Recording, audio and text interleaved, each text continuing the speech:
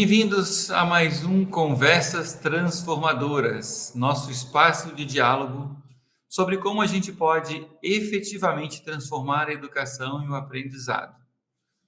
A gente sabe que como o mundo está hoje, com a necessidade de aprender cada vez se agigantando à nossa frente, enquanto profissionais de educação ou entusiastas, ou gente que gosta de educação, pais, e até como aprendizes, nós não podemos ficar parados.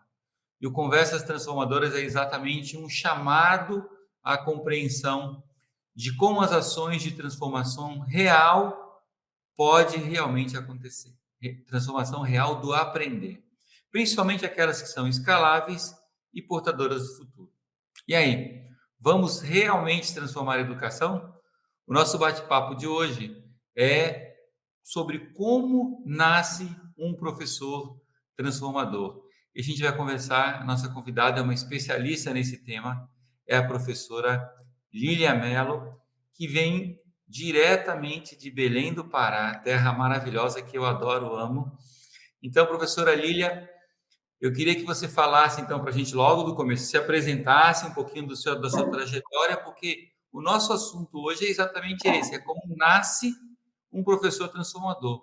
Como você é embaixadora do Prêmio Professores Transformadores, conta um pouco da sua história e conta essa gênese, esse momento, esse sparkling, esse estralo que deu em você quando você falou assim, eu não vou ser um professor simplesmente, uma professora simplesmente, eu vou ser uma professora transformadora.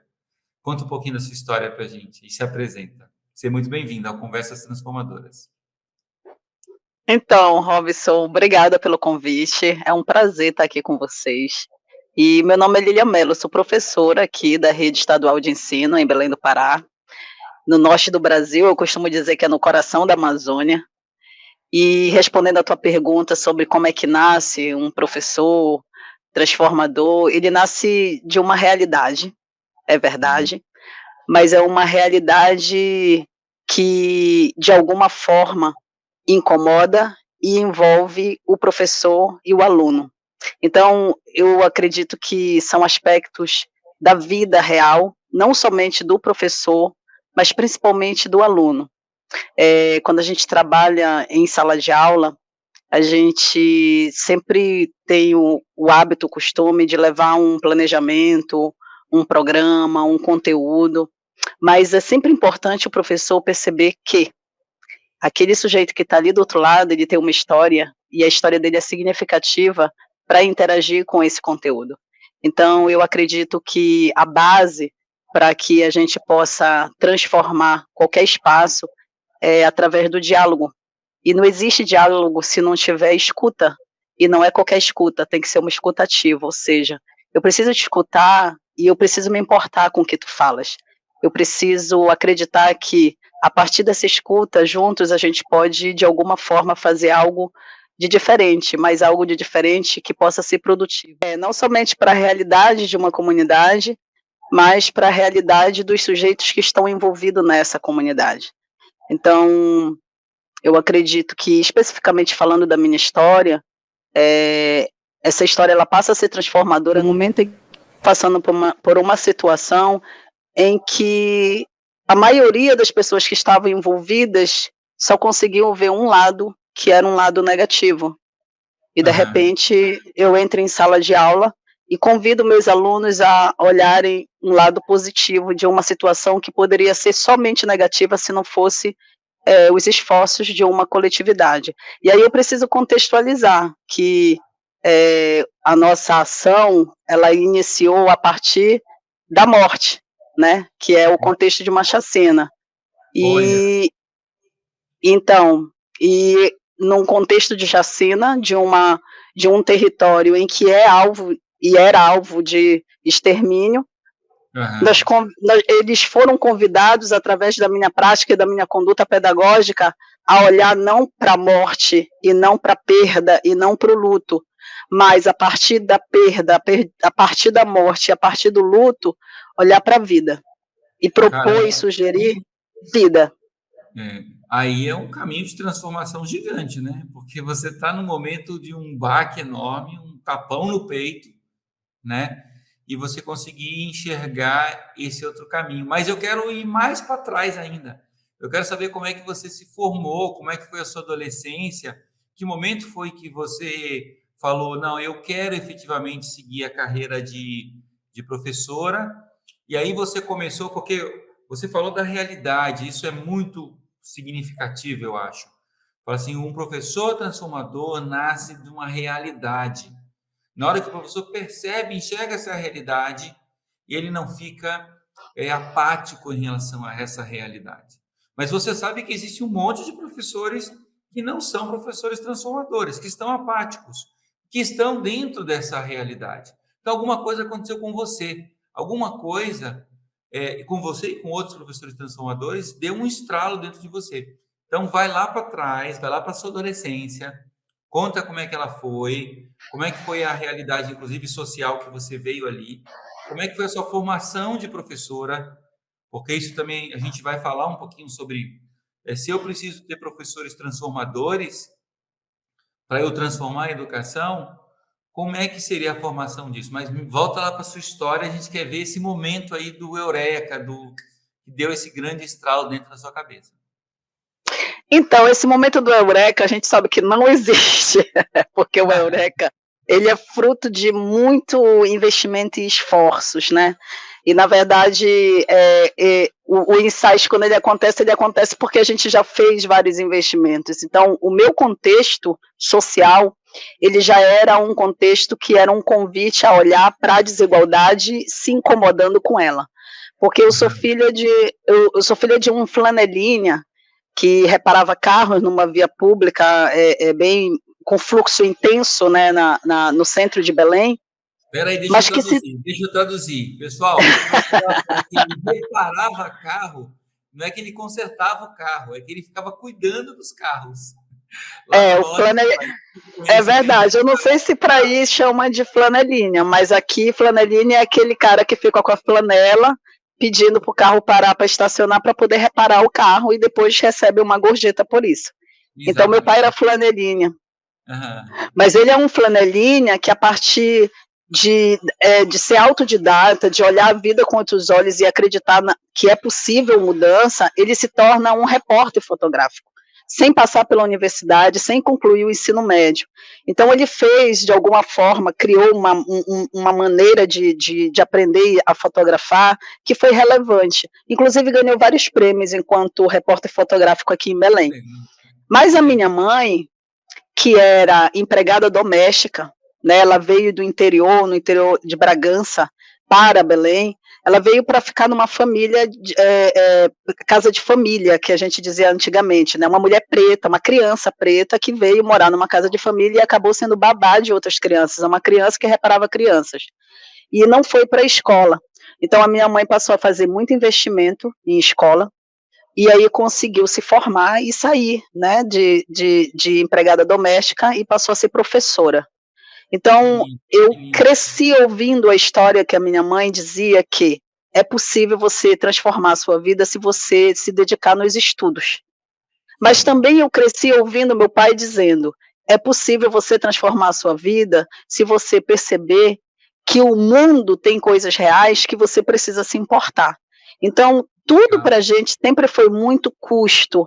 Então, não era uma família que ficava no final de semana em clube, em teatro, em cinema. Mas quando ia, meu pai sempre sentava comigo numa mesa e dizia: você está vendo aquele garçom? Ele tem uma família. E a família dele não está aqui sendo servida. Ele está servindo as outras famílias. Mas ele tem filho, ele tem mulher, ele tem uma família. Por que meu pai dizia isso? Porque ele já tinha sido garçom também. Porque ele era flanelinha, mas ele fazia bico de muitos outros serviços. Então eu Legal. cresci com isso, entendeste? E aí, quando eu fui para a universidade, eu fiz o curso de letras, o mesmo que a minha mãe fez, na Universidade Federal do Pará. E quando eu estava fazendo. Pera um pouquinho aí. Ou seja, na realidade, você teve uma pós-graduação, mestrado e doutorado dentro de casa, né? Com dois Sim. grandes professores que te ensinaram coisas da vida, assim, a enxergar essa realidade da vida. Né? Isso Sim. também é muito interessante. Você vê que a educação que os pais trazem, que os pais dão para a gente, a realidade que eles nos fazem enxergar é uma grande alavanca de transformação também, né? É, o exemplo também, né, eu acredito muito nisso, porque eles falavam, mas eles não só falavam, mas me mostravam através das atitudes deles. Quando eu entrei na universidade, eu percebi que tinham jovens como eu, que queriam ingressar na universidade, mas não tinham condições de pagar um cursinho para Aham. poder se preparar para o vestibular. Então eu ainda na universidade fundei um cursinho, um pré-vestibular, na sala da casa da minha mãe. Então Que eu legal. atendia jovens que não tinham condições para poder falar sobre a estrutura de redação, como é que se fazia um texto e etc. Então a partir daí eu comecei a fazer investimento em projetos sociais, né. E estou aqui agora, levando, tocando em frente um outro projeto que potencializa a produção artística de jovens de periferia, que é o Cineclube TF. Que legal. Mas voltando então, só para finalizar a sua história, então não teve um estralo, né? Ou seja, você recebia estralo todos os dias, né? Era o tempo todo Isso, recebendo estralos, então não deu para perceber que teve um estralo, né? é. E É, na aí, verdade, quando a gente pensa, sobre essa questão, da inovação, da transformação, ainda há um mito de acreditar que é uma inspiração, assim, como se fosse um dia vem uma luz, ilumina a nossa mente, de repente tem uma brilhante ideia e pronto. Mas se a gente for parar para pensar de fato, é resultado de muitos esforços, né, é ancestral inclusive, não, tudo sem isso. dúvida. O Peter Drucker, que é um grande escritor, já falecido, ele dizia que a inovação é um processo de 90% de transpiração e só 10% de inspiração, que é exatamente isso que Exatamente. você falou agora. E aí você entrou na faculdade de letras, legal. Aí você foi efetivamente falou: agora eu vou me formar, eu vou estudar para ser professora mesmo, né? Conta um pouquinho Sim. dessa trajetória aí. Quando eu comecei a fazer cursar a universidade, eu já no primeiro semestre já me submeti à pesquisa, então eu fui bolsista do CNPq durante toda a minha graduação, atuei Maravilha. na área de pesquisa, viajei muito representando a Universidade Federal do Pará em congressos nacionais, internacionais, e assim, aprendi muito nesse sentido da produção científica, mas muito incomodada com esse distanciamento que a academia tinha com as comunidades, principalmente do entorno da universidade. Que Então me legal. envolvi também, concomitantemente à minha formação, com um projeto social que trazia as crianças de uma comunidade carente que estava no entorno da universidade para aprender capoeira nos finais de semana. Então, nessa época eu era capoeirista, e aí eu dava aula de capoeira Angola para crianças carentes que moravam bem no entorno da Universidade Federal do Pará. E ali sim foi um aprendizado muito grande, porque eu conheci histórias bem cruéis e que eu me colocava sempre como uma missão. É meio que espiritual, deixa eu te dizer que eu acredito em uma força superior a tudo isso, né? Aham. Que te move, né? E sim, algo que me cobra o tempo todo, que eu preciso fazer algo, eu tenho que fazer algo. Então, eu sempre busquei fazer alguma coisa em prol do coletivo, uma vez que me sentia em débito se eu tivesse que ver qualquer coisa sem fazer absolutamente nada. É uma questão minha com o meu travesseiro à noite, eu não conseguia dormir se eu realmente não pensasse em algo que pudesse interferir positivamente com alguma realidade que me incomodasse. Que coisa mais linda, professora Lília Mello. Que coisa mais linda. Que testemunho, que visão de mundo, que visão transformadora. Uma honra para a gente do prêmio ter uma embaixadora como você. E aí eu vou te fazer uma outra pergunta, então, agora. É, se você tivesse todo o dinheiro e todo o poder, o que você faria para construir várias Lílias? Porque você sabe que o nosso país e o mundo também, não só o Brasil, Portugal e outros lugares também, precisam de professores que essa venda, que essa casca nos olhos caia e que ele consiga enxergar essas realidades e trabalhar de uma forma transformadora. Eu estou falando aqui do professor, daqui a pouco eu vou para o poder público também e para os gestores educacionais, tá? Porque não é uma. Eu não acho que o professor, por exemplo, ele tem que ser um herói o tempo todo, que ele tem que se matar, que se rasgar sempre para ele conseguir fazer um processo de educação transformadora. Seria ótimo se ele tivesse infraestrutura, formação e condições para ele ser um professor transformador. Mas também depende do professor. Se não for o professor também dele ter existe um negócio dos americanos que chamam de will. Will é essa força que te move aí dentro. Que eu nem diria que é uma força espiritual, é muito sua, tá vendo? A gente está vendo na sua cara isso, entendeu? Tá aí dentro de você, é uma coisa que te puxa, que te joga para frente, entendeu? E você não precisa de nada, de ninguém, você vai.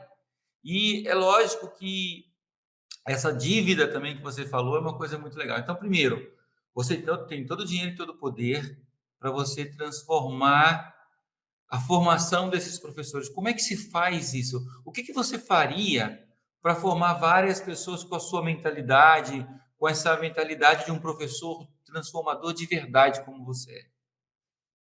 Então, Robson, a minha resposta ela está muito atrelada e comprometida com o meu território, né? Nós estamos num território amazônida e no norte do Brasil e assim, infelizmente, historicamente, se tem o equívoco de acreditar que nós precisamos de ter vozes, né? Aquela coisa de tem que dar voz para o pessoal do norte, tem que dar voz para os povos tradicionais da Amazônia, os originários da Amazônia. E na verdade isso sempre me incomodou muito, porque assim, nós temos vozes, sempre tivemos. Nós temos histórias e sempre contamos as nossas histórias. Na verdade, o que falta, de fato, é reverberar essas vozes. O que falta, na verdade, é reconhecer essas vozes. O que falta, na verdade, é conhecer onde estão essas narrativas. Porque nós sempre existimos, nós sempre tivemos histórias, nós sempre contamos nossas histórias. Por exemplo, o índice de mulheres pretas publicadas no Brasil e no mundo, inclusive, é muito pouco, não porque as mulheres pretas não escrevem, é porque não são publicadas. E se são publicadas, não são lidas. Então, existe toda uma concepção do que é considerado importante e científico, que, de certa forma, exclui, que de certa forma coloca de fora.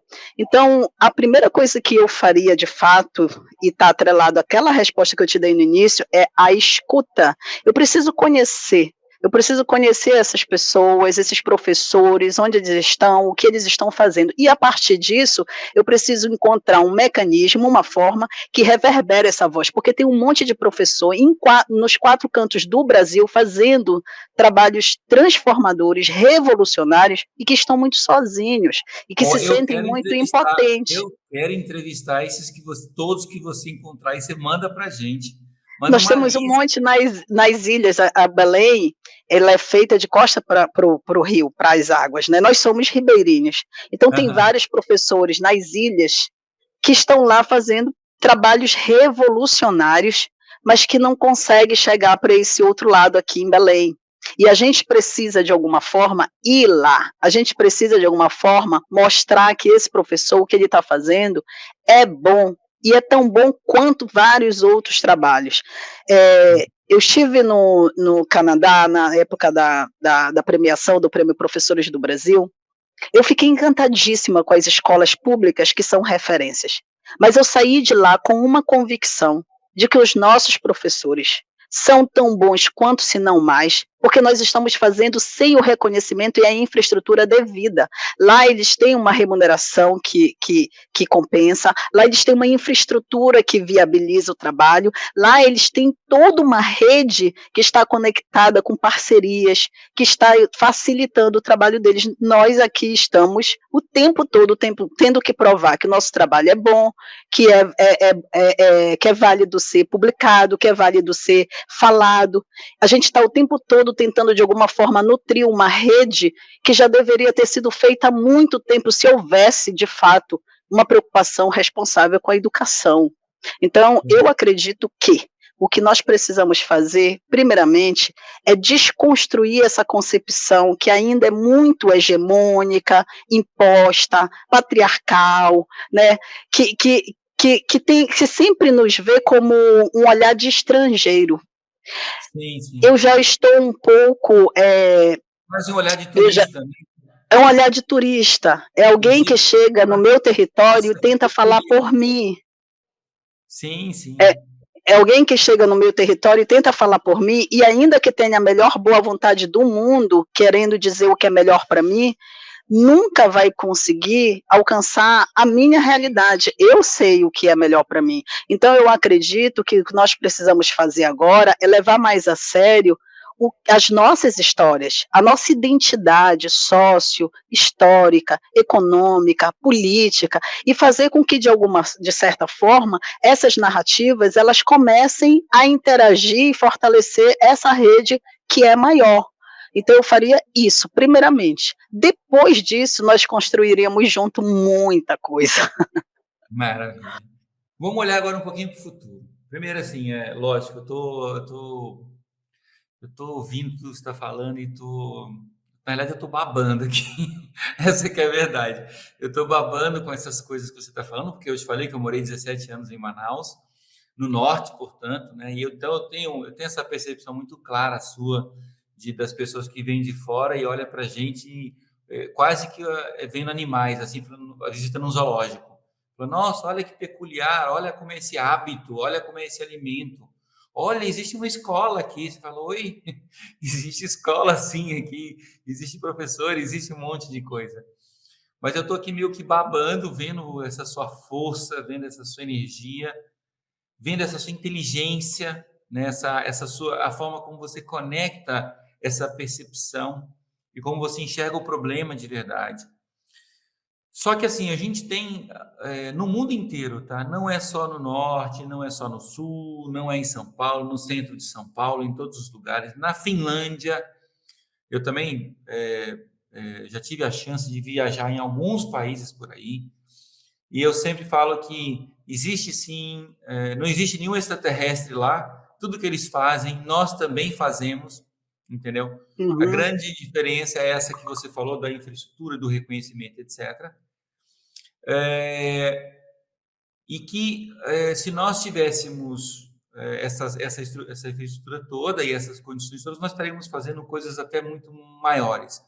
Mas eu também acho que a gente tem que tentar evitar o máximo possível essa necessidade de heroísmo do professor, né? Apesar que hoje é necessária. Hoje, se você quer transformar a vida de uma criança, se você quer ver o brilho no olhar de um estudante, porque ele aprendeu, ele viu, ele enxergou e ele está apaixonado pelo que ele aprendeu. Se você olhar só para a estrutura que você tem, você vai perceber que esse brilho não vai conseguir chegar tão fácil. E você tem que fazer um esforço extra. Olhando então agora para os gestores educacionais, para os gestores públicos e para os gestores privados da universidade, da formação de professores, mas também dos gestores de educação básica que estão na. Qual que é a mensagem que uma mulher forte como você, inteligente como você, tem para dar para esses gestores, para que a gente consiga começar a pavimentar melhor um processo de transformação para encarar os grandes desafios que esse mundo contemporâneo nosso e futuro nos traz. Porque eu sempre digo que quando a gente chega na frente do processo de aprender e para as necessidades de aprender do ser humano, essas necessidades se agigantam à nossa frente. Uhum. Cada vez que você se aproxima mais um pouco, você percebe que esse morro ele é muito maior e que se a gente continuar fazendo só as coisas que nós estamos fazendo, nós vamos piorar a situação do nosso povo, a situação do nosso país. Então nós temos que dar saltos, nós não podemos mais ficar no conta-gotas. Que mensagem que você dá, então, com essa força, com essa energia, com essa inteligência, para os gestores da educação do Brasil, para que a gente consiga fazer esses saltos? A primeira coisa que eu acho que a gente precisa pensar é se os gestores de educação no Brasil, ou que estão ocupando essa função, eles são educadores. Porque é complicado a gente lidar com uma mentalidade que não vem a partir desse contexto educacional. Então, muitas vezes, a gente percebe que o diálogo ele nem acontece por esse truncamento de comunicação e de interesses, que são interesses políticos, inclusive. Uma outra questão são os segmentos. Toda estrutura educacional que funcione, ela precisa ter segmentos que representem diferentes outros grupos. E eu preciso ter, de fato, a representatividade desses segmentos. Eu vou te dar um exemplo simples, por exemplo, de uma escola, como o conselho escolar, que vai gerar um plano político-pedagógico para que uma escola aconteça. Eu preciso que, de fato, o segmento comunidade externa aconteça, que a comunidade do aluno aconteça, porque o que me parece é que sempre vem decisões de cima para baixo. Então, são decisões verticalizadas. A gente precisa horizontalizar as decisões no que diz respeito à educação. E no momento em que eu trato o diálogo de fato e proporciono que ele aconteça, eu vou começar a valorizar saberes que nem sempre são valorizados dentro das instituições escolares, são os saberes ancestrais, por exemplo. A gente sabe, inclusive, que hoje, dentro de um mundo em que é midiático, existem várias estruturas que servem para educar tanto quanto a escola, não é mais só a escola, nunca foi. A igreja educa, a família educa, a rua educa, a internet está o tempo todo educando. Então a gente precisa agora dialogar com todos esses lugares, com todos esses espaços, que são espaços de aprendizagem, não excluir nenhum deles, e começar a fazer, de fato, com que os segmentos que representam a educação em um município, em um estado, em um país, que eles se façam valer e que são sujeitos comprometidos com a educação mais do que com política, e política partidária, porque senão isso vai entrucar muito. Eu não tenho problema nenhum de se fazer parcerias. Eu acho, inclusive, que isso é enriquecedor, mas a gente precisa saber para quem a gente está fazendo parceria e quem é que está ditando as regras nesse sentido, porque senão a gente vai estar o tempo todo servindo a uma concepção de educação industrializada, comercial, e isso compromete qualquer tipo de ensino, qualquer tipo de saber. Eu preciso compreender que o meu cliente principal é o meu aluno, e o que é significativo para ele é quando começa a história, é quando começa o diálogo. Se eu ignorar isso, nenhuma realidade vai ser transformada, nenhuma realidade vai ser mudada. Inclusive, esse diálogo que acontece dentro de sala de aula com professor-aluno, acontece também em escola e comunidade município e estado, e assim vai. Se eu ignorar essas esferas e o tempo todo verticalizar o diálogo, vai trucar a comunicação e não vai acontecer educação. Meu Deus, Lília. O que eu faço com essa professora agora? Que pergunta que eu vou fazer para você, mano? Eu estou, assim, babando. Olha que eu entrevisto grandes educadores do Brasil e do mundo, tá? Valorizo naturalmente todos eles, muitos também me encantaram muito, mas eu arrisco dizer que você é uma das professoras mais encantadoras que eu já ouvi falar, não só no Conversas Transformadoras, mas em outros cenários. Eu acho que a sua voz tem que reverberar muito, então eu sou muito honrado com Conversas Transformadoras de estar conversando com você, para conseguir fazer com que a sua voz chegue e aconteça muitas vezes, muitas pessoas possam ouvir isso e possam enxergar como efetivamente nós vamos conseguir transformar a gente falou, né, desde quando nasce um transformador, como acontece a formação de um professor transformador e a gestão para que isso facilite a vida de um professor transformador, de uma escola transformadora, de uma educação transformadora. E você envolveu família, envolveu comunidade, você deu o pacote completo, fez barba, cabelo e bigode. Então, depois de toda essa experiência, Robson, eu descobri, porque assim, eu sou professora oficialmente, né, professora de português do ensino médio, ou seja, sou aquela professora que vai tratar a redação, né, que é o bichão do Enem e etc. Mas depois de todo esse envolvimento que eu tive com os projetos e depois de eu ter aprendido com meus alunos a importância de reconhecer o que é significativo para eles, até mesmo para garantir um engajamento maior, não só dentro de sala de aula na escola, mas na vida prática deles, eu fui perceber que eu não dava aula de português e hoje eu não dou realmente aula de português, eu dou aula de pretuguês, porque eu preciso reconhecer as especificidades dos territórios, as histórias dos meus indivíduos que estão em sala de aula. E faço aqui referência a Lélia Gonzalez, que é a primeira pessoa que vem com esse termo do pretuguês, do que significa o pretuguês. E hoje se fala muito de futurismo, né, do futuro desejável, etc. e tal. Faço referência ao afrofuturismo, que vai englobar, inclusive, a concepção de que nem sempre tecnologia está diretamente ligado com equipamentos tecnológicos, mas com a formatação e empreendimento de ideias que servem à coletividade. Não dá para ser feliz no mundo sozinho, meu irmão. Se tu consegue ser feliz no teu carro blindado, no teu apartamento que está cercado de grades, alguma coisa está com a tua segurança, a tua suposta segurança. Se tu estás feliz ali no prédio, tem alguma coisa equivocada com o teu conceito de felicidade. Com a percepção de mundo, né? Com a percepção de Exatamente. mundo. O interessante seria Exatamente. que essa felicidade fosse espalhada mais, que as diferenças sociais fossem menores. Mas isso, professora, vai ser história para a gente contar num segundo Conversas Transformadoras, porque não vai dar para suportar a professora Lilia Mello num episódio só. Nós vamos ter que te convidar mais vezes e eu ainda vou querer que você, se você puder, né, se você aceitar, que você traga outras pessoas, outras professoras como você, que estão nesses rincões do Brasil, que estão em outros lugares, mas que sejam professores transformadores e que tenham essa visão que você tem, que nos abrilhantou, mas eu tenho que encerrar a nossa conversa de hoje e nós vamos agendar uma outra para a gente continuar a partir desse ponto, a partir do enxergar o contexto, de enxergar o outro, do português, e tem muita coisa para a gente conversar ainda, sinto muito, não vai dar para ficar só num episódio.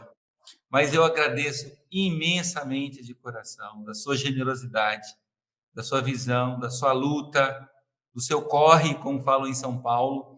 Eu sou mineiro, morei em Manaus, morei em São Paulo, hoje eu moro em Portugal. Então, assim, eu vejo que esse corre, essa loucura que a gente vive, como é bom a gente ver um professor que traz essa próxima, essa visão mais clara, mais inteligente do que é que tem que ser feito. E você fez isso com a gente hoje, você compartilhou um monte de coisa com a gente hoje. Então, obrigado pela sua generosidade. E deixo você aí com as suas últimas palavras para a nossa audiência deste episódio, porque vai ter mais depois. Eu agradeço imensamente. Para mim sempre é uma honra poder falar sobre educação. Eu acredito que a educação ela é o principal instrumento de transformação de uma sociedade e gosto muito de estar em contato e fazer rede, nutrir rede com outros professores que têm trabalho e que acreditam também na potência, no poder da educação. Então, para mim é uma honra, sou muito grata de estar aqui. Acho, inclusive, que essas conversas, esses diálogos, eles são pontos principais dessa transformação. A gente precisa dialogar entre a gente e me deixo à disposição para outros bate-papos. Podem chamar, eu adoro estar aqui com vocês, então me chamem sempre. Obrigada. E eu adorei você estar aqui com a gente. Tenho certeza que a audiência também. Professora Lília, você é uma professora assim belíssima em todos os aspectos. A sua trajetória é bela, a sua fala é bela e que belo país nós vamos construir com a força e com a ação de uma mulher e de várias outras mulheres como você. Então, me sinto muito honrado em ter te entrevistado. Muito obrigado. Muito bem, pessoal. Esse então foi o nosso Conversas Transformadoras de hoje. Que riqueza, que encanto. Eu estou apaixonado, impressionado, eu estou encantado. E você pode ter acesso ao nosso acervo de conversas e outros conteúdos no site do Instituto Significar. E para isso, então, acesse o www.significare.org.br. Um abraço para vocês todos e aguardem o próximo episódio da professora Lília, que certamente vai ter. Então, até o próximo. Um abraço para vocês todos.